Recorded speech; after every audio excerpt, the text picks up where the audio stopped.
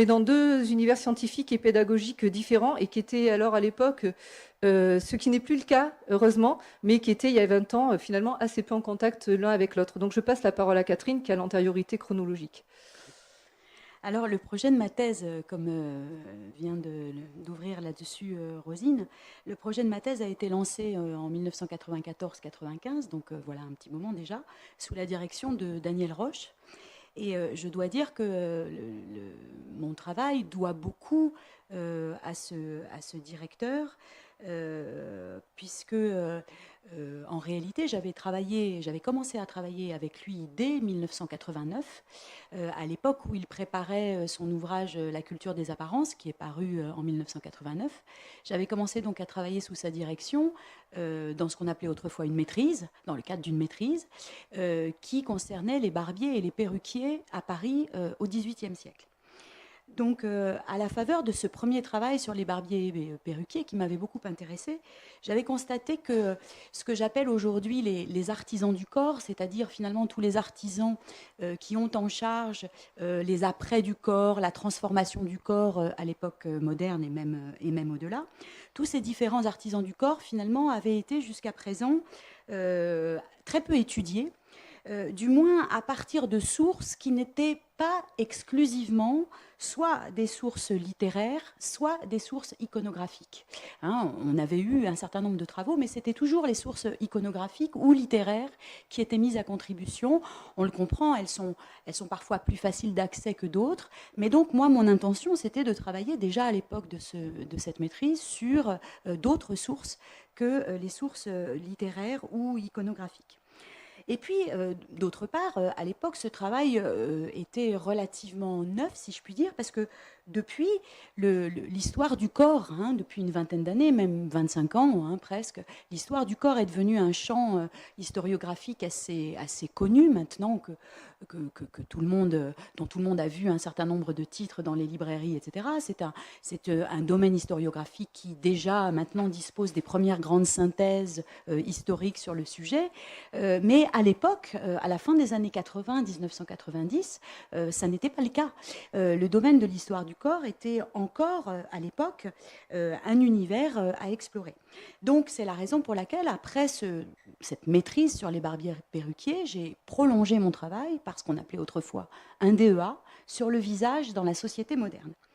Et mon intention à l'époque était de travailler sur ce que l'anthropologue Marcel Mauss a appelé les techniques du corps pour essayer finalement de comprendre quels sont les gestes, quels sont les produits que les individus utilisaient pour transformer leur visage en ce qu'on appelle un produit social, hein, puisque finalement les apprêts du corps n'ont finalement d'autres vocations que de mettre le corps et le visage en situation d'être le plus adapté à l'échange dans un cadre social.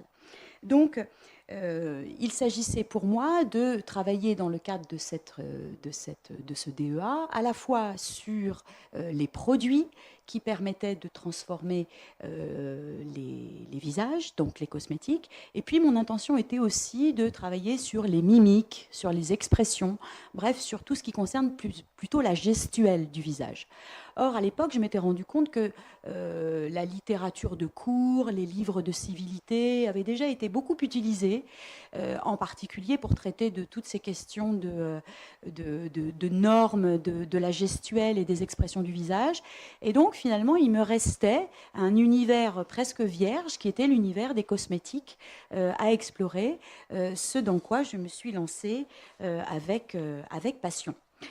Alors, pour terminer, et avant de prolonger sur finalement la présentation des sources qui ont été les miennes et les méthodes que j'ai utilisées, je voudrais souligner, parce qu'il me semble que c'est important aujourd'hui de le dire, qu'au moment où nous avons commencé, et finalement, vous l'avez compris, de manière tout à fait concomitante, hein, Rosine et moi, à travailler sur ces questions, au moment où nous avons commencé à travailler sur ces sujets, c'est-à-dire donc dans les années 90, nos travaux, à l'époque, n'étaient pas toujours bien compris dans les univers dans lesquels nous les avions entrepris.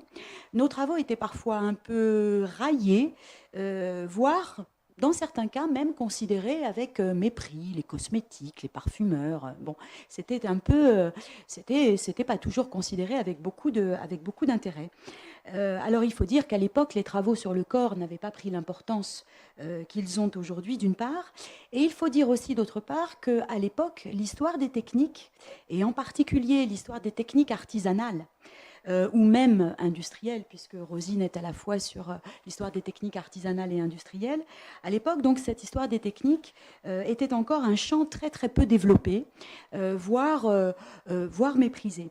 Et donc c'est la raison qui explique pourquoi nos travaux étaient finalement assez peu considérés. Finalement, force est de constater, peut-être 20 ans plus tard, qu'à l'époque, peut-être ces travaux étaient un peu novateurs, puisqu'aujourd'hui, l'histoire du corps s'est complètement installée dans le paysage éditorial, et d'autre part, que l'histoire des techniques est l'objet d'une reconnaissance croissante parmi la communauté des historiens. Donc, finalement, dans une même temporalité, mais de manière séparée, on a exploré toutes les deux un champ historiographique nouveau qui était à la fois à la croisée entre l'histoire du corps, l'histoire des techniques, l'histoire économique et l'histoire sociale. Alors moi, pour ma part, c'est de façon beaucoup moins réfléchie que j'en suis venue à travailler sur ce sujet. Donc en fait, je débutais ma deuxième année d'école des Chartes et j'avais envisagé un tout autre projet. Alors à l'école des Chartes, pour ceux qui ne connaissent pas cette noble institution, nous avons 2 ans, on va dire, pour faire des recherches, donc pas plus, et puis avec en même temps un lot de cours relativement conséquent. Donc il faut pas perdre de temps. Et moi, en fait, j'ai découvert tardivement, alors que ma deuxième année était déjà bien entamée, que le sujet que j'avais choisi avait déjà été traité par un chercheur australien, cette espèce de cauchemar qu'on pouvait avoir il y a 20 ans quand Internet n'existait pas, le temps de correspondance épistolaire et d'échanges nourris, voilà. Donc ce sujet, j'ai dû l'abandonner. Et puis comme je m'ouvrais à la bibliothécaire de l'époque de ce problème, et que j'avais par ailleurs déjà fait des études en histoire de l'art, j'avais déjà une licence d'histoire de l'art et puis d'archéologie et puis une maîtrise par ailleurs, je voulais vraiment trouver un sujet et surtout je voulais vraiment travailler sur des objets, sur des traces, sur quelque chose d'un peu original. Et à cette époque, elle m'a dit, eh bien écoute, on était donc en décembre 1992, elle m'a dit, mais écoute, va aux archives de Paris, je ne connaissais pas les archives de Paris, hein, moi j'étais élève, je connaissais très peu les services d'archives, hein, du reste. Va aux archives de Paris, il vient de rentrer tout un vrac d'objets, c'est la caverne d'Ali Baba, va voir. Bon. J'y suis allée, j'ai vu ça. J'ai trouvé ça. Donc, alors ça, je vais vous en parler. Certains connaissent bien la chose, mais ne les ont pas vus dans cet état. Ceci dit, il y a dans la salle les personnes qui s'en occupent actuellement, mais certains ne les ont pas connus dans cet état. Moi, oui, j'ai eu cette chance. Donc, voilà, à l'école, aux archives de Paris, j'arrive et je trouve en fait ce fonds des marques, dessins et modèles déposés au Conseil de prud'homme de la Seine, qui venaient donc d'entrer dans le plus grand désordre. Et les conservateurs de l'époque, notamment évidemment Brigitte Lenné, à qui je rends un hommage très appuyé ce soir, s'attelaient avec une équipe extrêmement motivée à leur inventaire. Donc je vous présente un peu ce fonds parce qu'il est assez particulier. Donc conformément aux lois de 1806 et de 1857 qui réglementaient la propriété industrielle, les fabricants qui le désiraient ont déposé au Conseil de prud'homme de la Seine leur marque de fabrique, donc les dénominations ou des étiquettes le plus souvent, et leurs dessins et modèles, donc des représentations ou des objets en nature ou moulés, en plâtre ou dans d'autres matières, afin de s'en garantir l'exclusivité d'exploitation. Cette multitude d'objets situés aux confins de la création artistique et de l'industrie constitue des témoignages précieux, sinon uniques, de la vie quotidienne et de l'histoire industrielle et commerciale du XIXe siècle. L'intégralité des marques de fabrique a pu être sauvée. Réunies sous leur forme originale dans d'imposants registres de primata, elles offrent un panorama exhaustif des biens de consommation du temps. Au contraire, il ne reste qu'une infime partie du fond des dessins et modèles conservés à partir de 1860 et constitués de dépôts dont la protection fut requise à perpétuité. Toutes les industries sont représentées.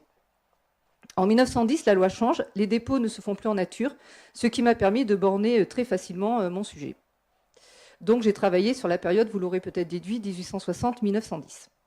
Mais pour l'instant, je n'avais pas d'objet, hein, j'avais juste ça. Donc ce fonds avait lui-même subi de multiples avanies avant d'entrer aux archives de Paris, où son traitement, donc, comme je l'ai dit, a débuté en 1992. Il fut interrompu quelques années après, heureusement pour moi, après la fin de mes travaux. Le fonds fut alors à nouveau déplacé pour regagner enfin les rayonnages des archives de Paris en 2010. Le sort de ce fonds témoigne de son statut ambigu entre archives, Pour moi, évidemment, ce sont des archives, puisqu'ils constituent l'aboutissement d'une procédure administrative, certes en 3D, mais après tout comme les pièces de conviction, les pièces à conviction lors de procès, qui sont également des objets en 3D. Mais pour certains collègues, ils n'ont pas toujours eu ce statut, donc ils sont donc